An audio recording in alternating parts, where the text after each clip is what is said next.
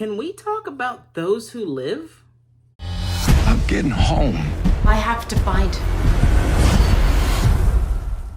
So, I'm catching up on Walking Dead right now. I've finished season 11, which was great. Season 11 was great. I wish there was a little bit more Negan in it, and, it kind of, it felt like they were trying to kind of piece together what was the Commonwealth stuff. But that being said, I'm glad that a lot of people got a good, happy ending to it and got to show off their stuff in it. But then Walking Dead started doing this whole spin-off thing, which they've done, of course. Fear the Walking Dead, Beyond Universe, of course. And now they got Tales of the Walking Dead, which I still haven't had a chance to watch, which is next on my list, along with Daryl Dixon in Dead City. But I tried watching Daryl Dixon first, but what kept bugging me at the back of my head was Rick Michonne. Now, I finished the series of Walking Dead books. I got to read the 4 compendiums, the big books and everything. And I'm actually really happy with the way they ended it in there. It's like they didn't necessarily solve the zombie issue. I'm sorry, the walker issue. Everybody has a different name for them. And they just learned to kind of live in it. Get to see Carl and Sophia end up together and have, they have a kid and everything. And, you get to see where everybody like Maggie and ended up. And even Jesus, was alive. Him and I think Aaron, if I remember correctly, ended up together. But that's in the books. But of course, the TV show deviated from actually a lot, starting with season 2, where Shane lived. And then also Sophia actually turned out to be a walker, in a barn. That was heartbreaking. Anyway, Those Who Live, though, pays tribute to a lot of what Rick Grimes has gone through throughout his seasons of The Walking Dead. Him and Michonne both, from them meeting to eventually falling in love to, family to the day Rick died. And the whole show is about, well, I'll say this. The first part of the show is about Rick trying to get back, which we see him try so many times. They mention how many times he tries to get back. And then we also get to see what Michonne's journey was. Michonne was just a woman literally trying to go get her man so she could go and so he can come back and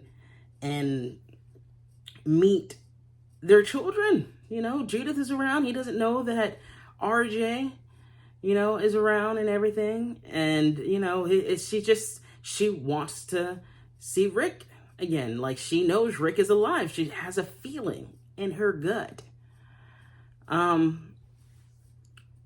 So seeing this show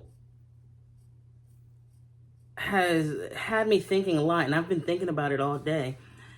It's honestly, out of the spinoffs, one of the best. It's not trying to be something huge. It mentions the CRM, if I remember correctly, and which we've got little sprinkles of course, in The Walking Dead, of course, especially more sprinkles of it in The Worlds Beyond,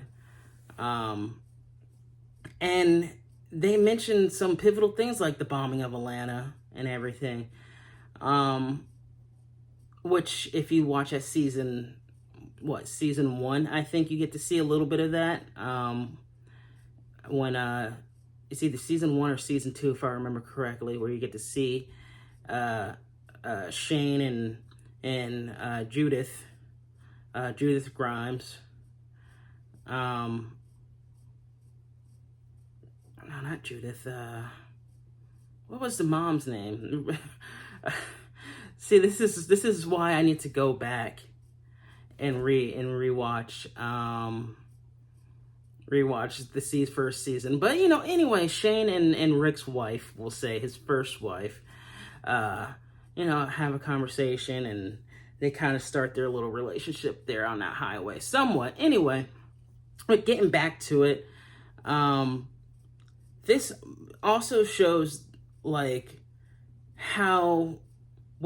two people are willing to fight for, not for this themselves, but their community, and the hope of the world.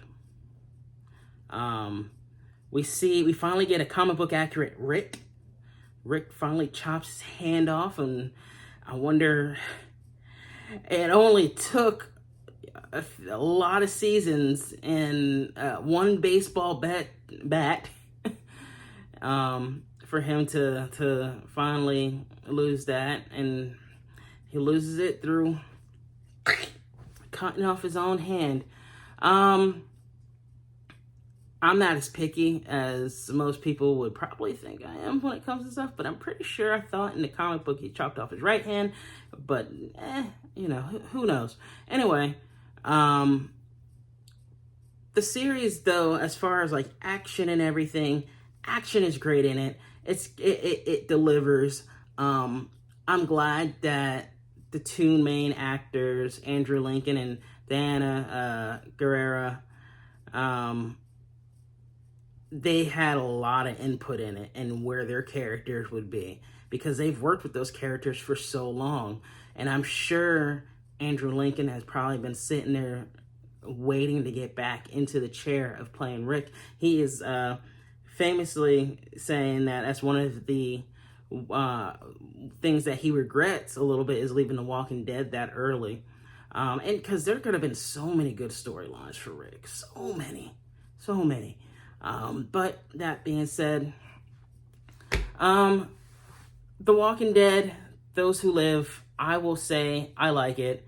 I still have a lot more Walking Dead to do, and I will probably end up finishing. Daryl Dixon is currently on Netflix right now, and it's in its second season from my understanding, so I'm probably going to watch that, and season 2 of Dead City is coming out. I will probably start with Daryl Dixon, though, and I will let you guys know what I think. For Epps World Entertainment,